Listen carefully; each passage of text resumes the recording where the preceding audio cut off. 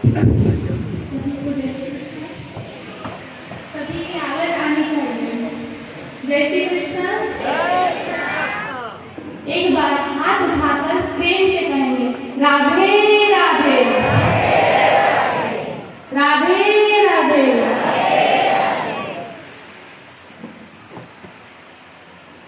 आप सभी का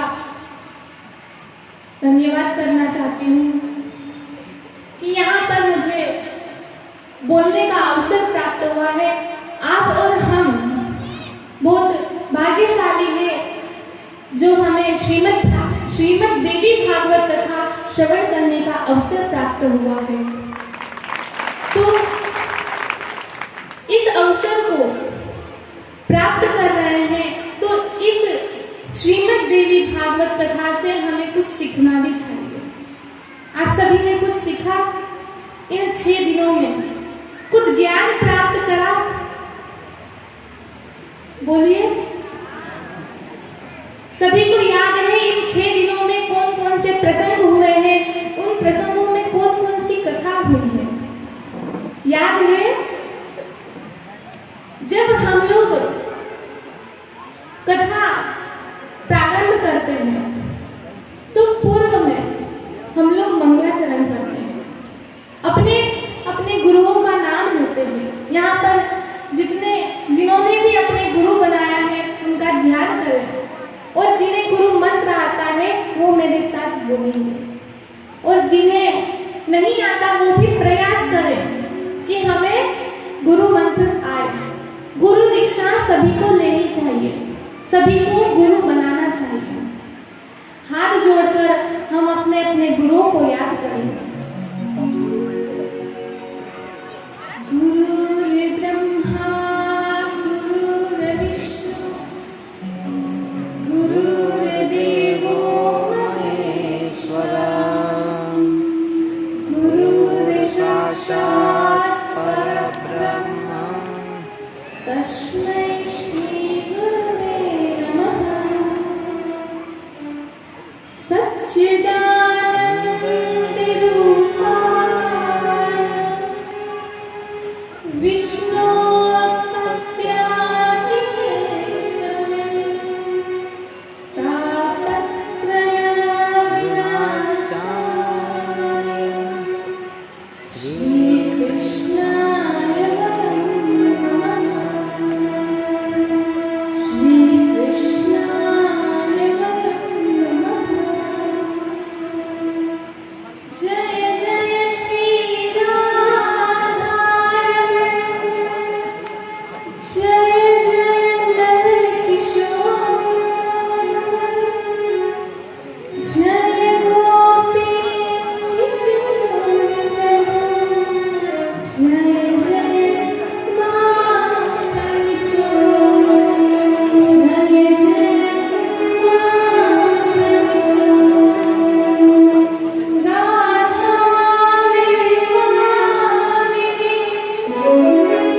मेरा राधे चित्तदास, जन्म जन्म दीजिए श्री वृंदावन धाम, श्री चरण दास। बोले श्री कृष्ण कन्हैया की, श्री कृष्ण कन्हैया की। देखिए, मैंने आप सभी से 2 बार इसलिए बुलाया क्योंकि आप लोगों की आवाज नहीं आ रही है। मुझे लग रहा है आप सब सो गए, टाइम भी हो गया है, सब सुबह जल्दी उठते हैं। मुझे लगा सब सो गए तो जगाना पड़ेगा। मैं अपनी कथा में बार बार जय जयकार लगवाती हूँ क्योंकि मुझे पता है इस कथा में, कोई भी कथा हो, कथा में निंद्रा देवी जरूर प्रवेश करती है। आप सभी को आती है निंद्रा?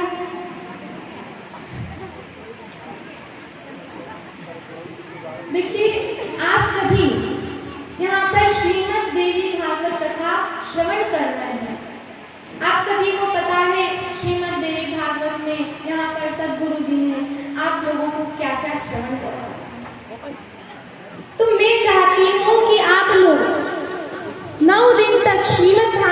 कथा का श्रवण कर रहे हैं तो उस कथा से आप कुछ अपने जीवन में उतारें। सभी उतारेंगे अपने जीवन में कुछ। यहाँ पर भजन होता है, कीर्तन होता है, भगवान का नाम लिया जाता है, तो आप भी कीर्तन में से कुछ उतारे अपने जीवन में। भजन चलता है, यहाँ पर अभी भजन गाया गया, कई गाऊंगा और कई ले जाऊंगा।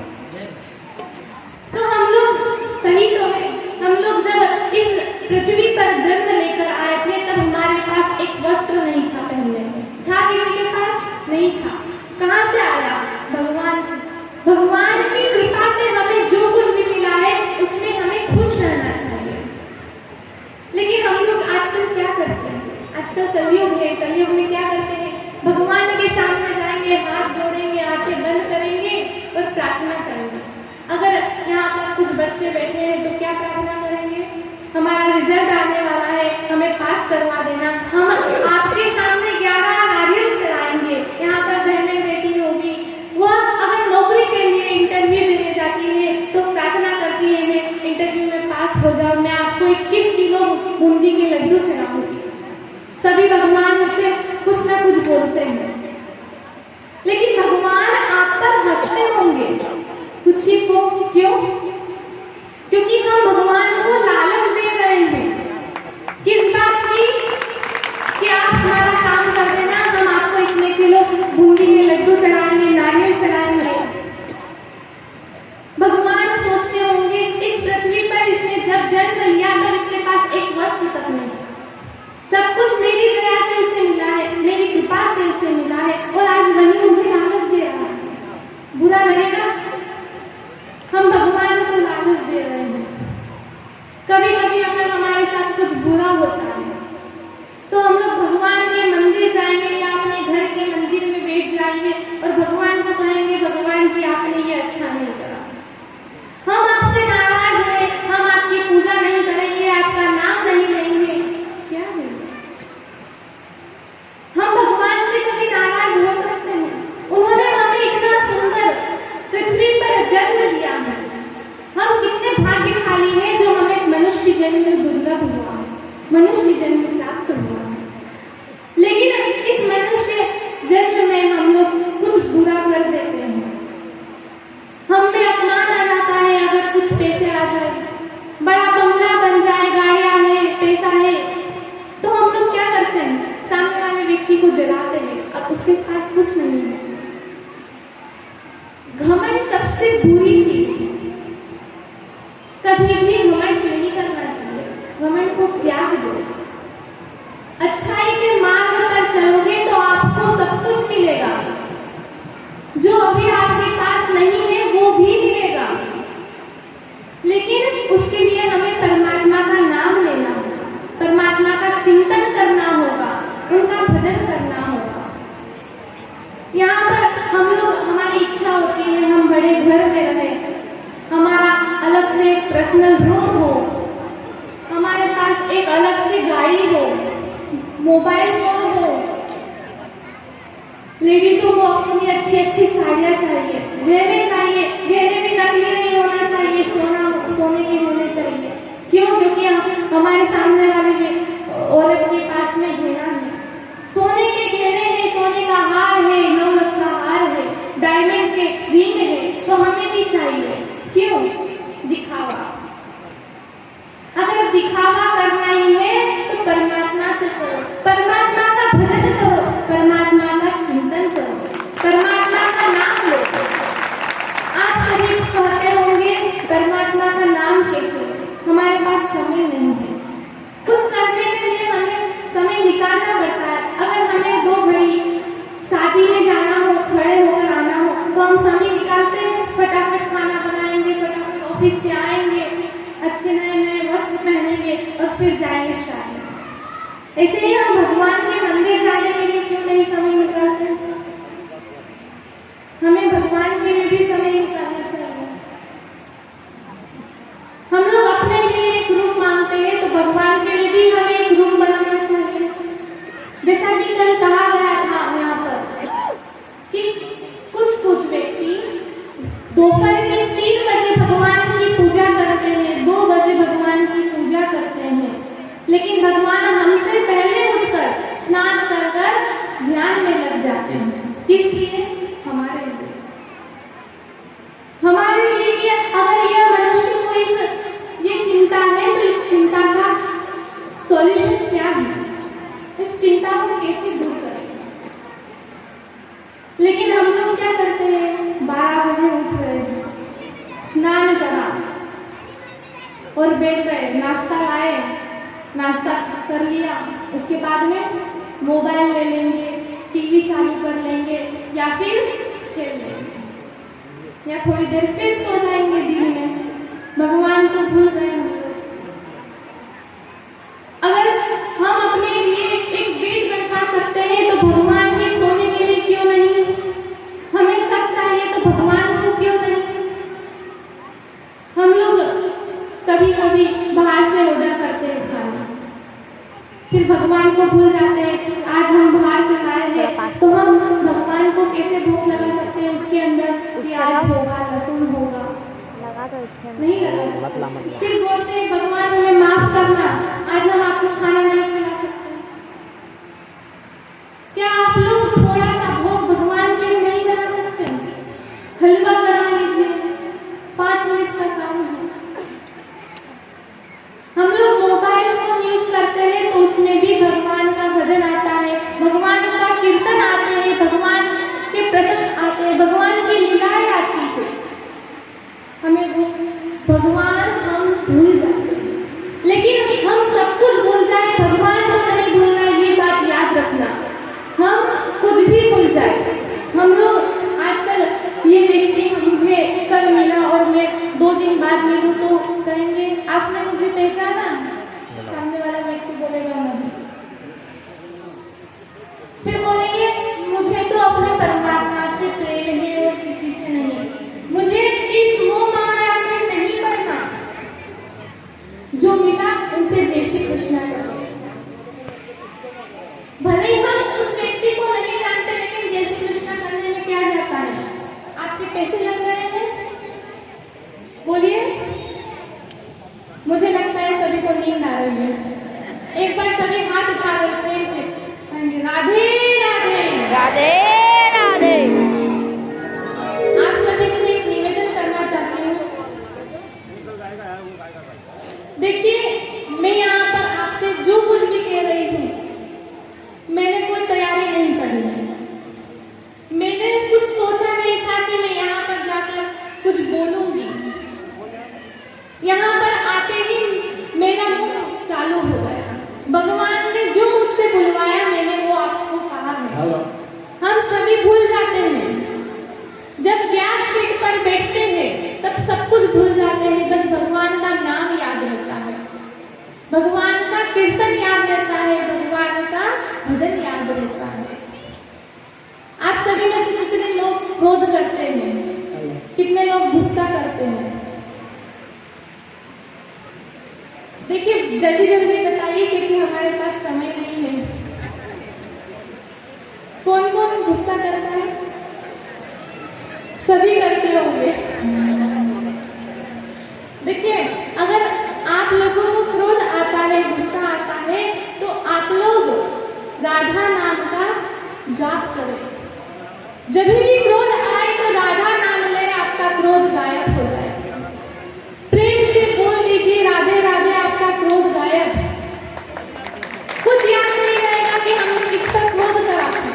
लेकिन इस कलयुग में ऐसा नहीं होता है, हम लोग भगवान का नाम लेना भूल जाते हैं। एक व्यक्ति था, उठने में देर हो गई, ऑफिस जाना था, बॉस चिल्लाएंगे, दौड़े दौड़े जल्दी से खड़े हुए, स्नान करा, अपना ऑफिस बैग लिया और चल। अब रास्ते में गाड़ी चलाते चलाते ट्रैफिक लाइट में रेड लाइट आ गई। रेड लाइट पर गुस्सा, इसे भी अभी रेड होना था, मेरे निकल जाने के बाद नहीं हो सकता था, उस पर गुस्सा। अब ऑफिस पहुंचे तो बॉस ने 2-4 बातें सुना दी, लेट हो गए। स्कूल जाते हैं तब भी लेट हो जाते हैं तो चिल्लाते हैं टीचर्स। वहां पर बॉस ने चिल्ला दिया, गुस्सा आ गया, घर आए, जोर जोर से दरवाजा ठोक रहे हैं।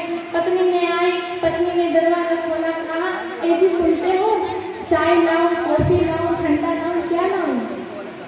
कहता है तुम एक काम करो, मेरा खून ही पी जाओ। अब पत्नी ने कहा मैंने क्या करा, मैं तो शांति से बोल रही हूँ, चाय लाऊं, कॉफी लाऊं, क्या लाऊं, मैंने क्या किया। अब पत्नी को आ गया क्रोध, गुस्सा, जाती है किचन में और खाना बनाने लगती है, तो सब्जी जोर जोर से काटने लगती है। उधर से बच्चा आता है, कहता है मम्मी मम्मी मम्मी। मम्मी कहती है क्या है, तो बच्चा कहता है मम्मी मुझे भूख लग रही है, कुछ खाने को दे दो। तो मम्मी कहती है एक काम कर, जो भी फ्रिज में पड़ा उठा के ले जा और खा ले। बच्चे पे क्रोध आ गया, बच्चा बोलता है आप ही दो मुझे कहीं से नहीं लेना। मम्मी को आया गुस्सा, कान के नीचे बजाई, बच्चा रोने लग गया। बच्चे को आ गया गुस्सा, बच्चा अपना गुस्सा किस चीज पर उतारे, उसके हाथ में खिलौना था, जोर से फेंका और टूट गया। हम लोग क्रोध करते हैं तो हमारा क्रोध बढ़ता रहता है। हमारा क्रोध, हमने वो आदमी ने अपना क्रोध कहाँ उतारा था, पत्नी पर, और पत्नी का क्रोध बच्चे पर, और बच्चे ने कहाँ उतार दिया, खिलौने। नुकसान किसका हुआ, अपना हुआ।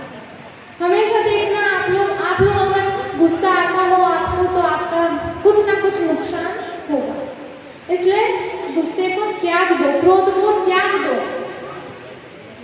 और भगवान का नाम लो, भगवान का कीर्तन करो। यहाँ पर देवी भागवत कथा का आयोजन हो रहा है, तो इस आयोजन का लाभ उठाओ। देखिए मुझे नहीं पता कि आप लोगों को मेरा बोलना कैसा लगा, मुझसे कोई भूल हो गई हो तो मुझे क्षमा करना, अगर मैंने कुछ गलत बोल दिया हो तो मुझे क्षमा करना। और आप सभी से एक चीज मांगना चाहती हूँ आप सभी देंगे, आप सभी कुछ मुझे मैं मांगूंगी तो दोगे। मुझे आप सभी का आशीर्वाद चाहिए ताकि मैं और अच्छी कथा कर सकूं।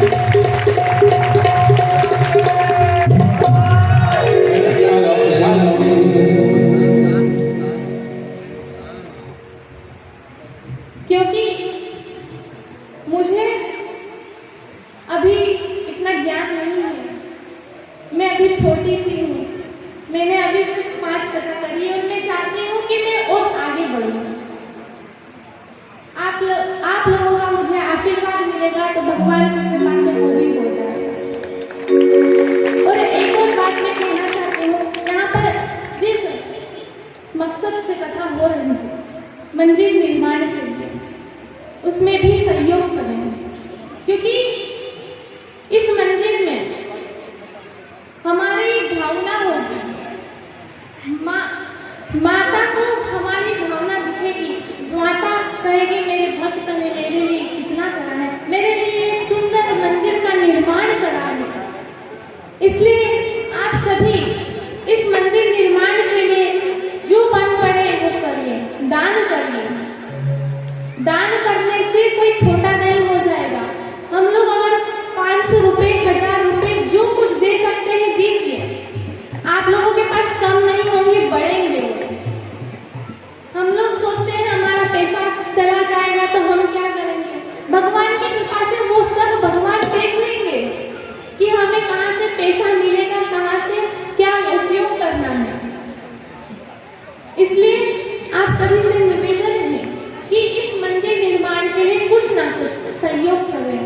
अगर आप यहाँ पर राशि दान नहीं कर सकते तो आप सीमेंट यहाँ पर डलवा सकते हैं, रेत डलवा सकते हैं, गिट्टी डलवा सकते हैं। सरिये मंदिर निर्माण में जो मन पड़े वो करिए, क्योंकि हम सभी चाहते हैं कि माता का एक मंदिर हो, भव्य मंदिर चाहते हैं, एक सुंदर मंदिर का निर्माण हो। इसी के साथ मैं अपनी वाणी को यही विराम देती हूँ, क्योंकि आपका ज्यादा समय नहीं लेना चाहती हूँ।